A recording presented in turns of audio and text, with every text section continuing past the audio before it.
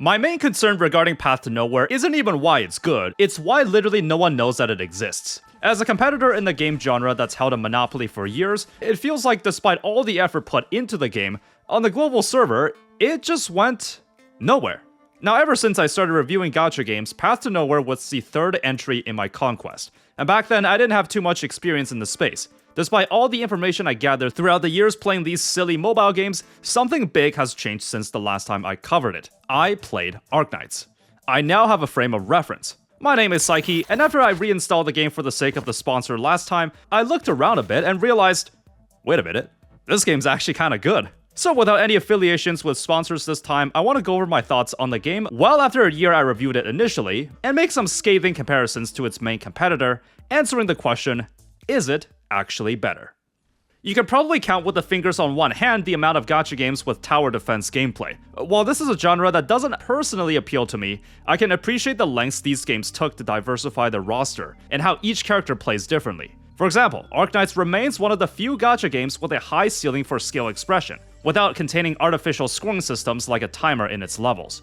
If you came up with an ingenious strategy to play the long game and stall out the opponent, you will get rewarded the same way as someone that cleared it in half the time as you. So how does Path to Nowhere recreate the same feeling? Well, the game tries its hardest to argue that it's different from Arknights. Aside from being in the same genre, there are some glaring differences in the gameplay. First, you would just put your units on the board before the level even starts. There's no deployment points. If a unit dies or is forced to retire, they're just gone for good.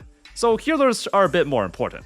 Technically, they're important in Arknights too, though because of the redeployment mechanic, you have a bit of wiggle room there. However, you can move around your units at any time, though each level will have a cap on how many times you can do it. There's a class of sinners that specialize in mobility, so they can move around without costing your move points. Some sinners also have a red icon next to their name, meaning that they have an ability that can break enemy cores. If an enemy has it and it's fully depleted, then they're briefly stunned.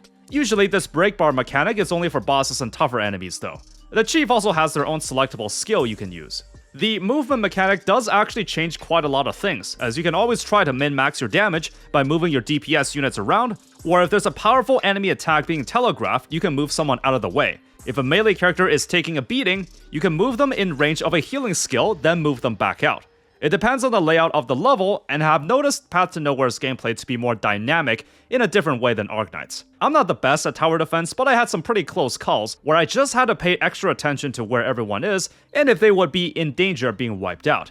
You can actually deploy multiple support units, up to 5 last time I checked for most stages. Though even if you use one, you can't sweep the stage after you beat it.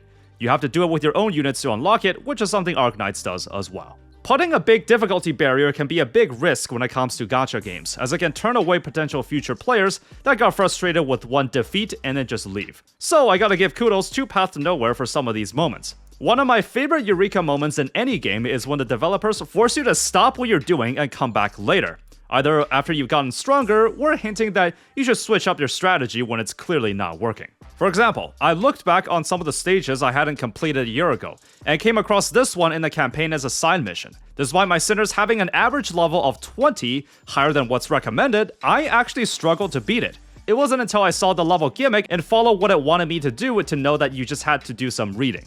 Some of the challenges presented in the main story can't be brute force with overpowered units. Okay, sometimes you can, but what I'm trying to say is that the game throws a lot of special gimmicks at you to shake up the usual gameplay, which is something you don't see often. Though I feel like overall, Path to Nowhere has fewer of these difficulty spikes than Arknights, so the difficulty curve for the main story is pretty gradual. Not that there's any problems with that. Now, the balancing for these games can get thrown out of whack when the game introduces an overpowered character through years of power creep. This happens in Arknights as well, but Augustus in Path to Nowhere being a pretty prime example of this. Being one of those games that put new characters in the standard pool, they're generally gonna design the true limited 5 stars to be more powerful, or give special treatment to them. Augustus is the 3rd anniversary unit, and she's quite busted. She deals true damage, meaning that it's not blocked by resistances, and her insanely big AoE ult covers half the damn arena and can last up to like 50 seconds.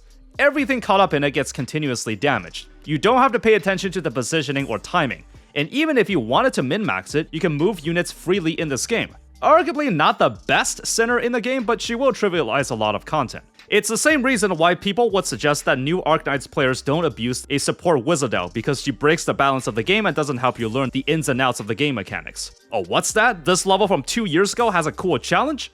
No, it doesn't. So I lucked out quite a lot in this anniversary patch and got some of the best sinners in the game. If you play the game, you know how busted these units are. I remember I struggled a lot back when I first began because I didn't know that a new player campaign event existed, and I wasn't familiar with how to optimize my time playing games like this. I also just find it quite interesting that sometimes all you need is that one new character or weapon before everything about the game changes for you. After I knew how to prioritize units to level, I basically had no issues going through the story, though I still felt like I was challenged every now and then. Still, compared to my experience with Arknights, the gameplay feels more fast-paced and dynamic. It's one of those game genres that you can't look away from the screen for a second. Even at a level that you know you can comfortably beat, all it takes is one random stray grunt enemy that wanders past your defenses to ruin your perfect score. At the end of the day, I don't think you can beat Arknights' variety in its game modes, but I just want to say that Path to Nowhere does feel different despite being in the same genre. So let me just say, when it comes to quality of life features, Path to Nowhere already had it down years ago. This is the one aspect that it hammers Arknights in. A full-on sweep feature that tracks how much of the material you need, and it will actually alert you when you got enough so you can stop the sweep and go back. I don't even know any other gacha game with this feature. There's no weird employee stamina when you go into the factory mode, since you have to micromanage everyone's stamina in Arknights for some reason, even when you craft something. The UI in Path to Nowhere feels overall easier to navigate, and I know these features were here over a year ago, where Arknights was taking its sweet time getting to it. The unlocking requirement for sweeping is also eased down. There's no 3-star system, only a bonus if you beat the stage without letting any enemies through, though some levels will have a few other restrictions like no allied deaths. Regardless, as long as you don't use friend support, you will unlock sweeping. In Arknights, you have to get 3 stars as well. This is obviously subjective which way you prefer. Personally, I prefer Path to Nowhere. I don't think sweeping should be this coveted feature that one should have to work hard for. It's just more convenient for you overall. If I were to argue from the other side, I will probably say something like, well, you gotta prove to the game that you've mastered the level before you can auto-battle it. When it comes to the Sinners, there's 3 Ascension levels in the game, at levels 20, 40, and 70, with the max level cap being 90. To my knowledge, it follows the same philosophy as Arknights, that you don't need to max everyone out, since the materials needed get ludicrously expensive. Usually the 80s range is a good place to stop at, but you can go to 90 for your favorites. Ascensions also don't reset their levels back to 1, so it's a straight shot to 90. The Sinner's skills need leveling, and this game does have a relic system with set bonuses. It's way less convoluted than something out of a Hoyoverse game, as the crime brands have 3 slots that you can fill, with some sets requiring all 3, some just 2, and some by themselves. There's a variety of these you can get from pretty much everywhere in the game, some sets from certain late game modes. These do not have substats. They will occupy one of the 3 slots, or some of the farming stages will give you one at random, but that's as far as the randomness goes. Different sets are suitable for different game modes, such as ones that favor levels that end quickly and ones that drag on for a bit. Each Sinner has their exclusive crime brand, which really is just a new upgrade for them. You do need them past level 70 to unlock it, and I did try to get one during my time playing. It's kind of like how every unit in Arknights has different skills you can use, but for some Sinners, this will drastically change the gameplay. Upon beating Chapter 8, I also unlocked the Reforge system, which is basically the game's way of buffing older units. Newer and more powerful ones won't have the tab available, but you get a cost limit, with each unlockable bonus taking up some cost. Some of the better upgrades do require a max level, so I guess that's one way they can push you to spend more leveling resources. I took a look at a few, and the best Reforged buffs will literally give you an extra skill to use. Pretty busted. The Reforged system also has its own dedicated currency that you have to get, so it's kinda like reverse 1999's Euphoria's. Some of these games do buff older units, but you have to farm for the materials. Now, one area that Arknights still reigns supreme in my opinion is the dupe system. Being solely stat-based increases, this means that you will have access to the operator's full kit when you get them. And if you pull more copies, it just makes them marginally stronger. Now obviously, lowering the deployment costs can definitely matter a little bit here and there, but for the most part, the system feels fair. Meanwhile, the shackle system in Path to Nowhere has varying degrees of upgrades, with some being drastic increases to the Sinner's power. There is a separate token I saw in the shop that lets you increase the dupe level of a Sinner, though you will need to participate in late game content regularly for it. The gacha system for these 2 games are pretty similar, and I wouldn't say there's a clear winner, though I would personally lean towards Path to Nowhere getting a slight edge due to its more modern approach. It's a standard 50-50 rate up, 70 pity, but the soft pity starts at 50, with a second rate up guarantee that carries over. Both games don't have a weapon banner type, so characters is all you need to worry about. One bonus point I'll give to Arknights is that due to the game actually giving you the premium gacha currency when you fully clear a stage, this means that it will let you unlock skins for free, whereas here, you do have to pay for it. It's realistically possible to get a lot of free skins in Arknights, but there's just no way to get them here without fishing out your wallet. Speaking of skins, presentation-wise, I would say Path to Nowhere does outshine Arknights here. The main story is fully voice acted in multiple languages, and the English dub is actually pretty solid. The illustrations for skins and cosmetics are also incredibly high detailed in terms of 2D presentation. I mean, just look at this. I sometimes have to zoom in to see I'm not looking at a photorealistic picture. You also get a live 2D avatar for some sinners when you reach Ascension 3. I gotta say, this has got to be some of the most impressive live 2D animation I've ever seen.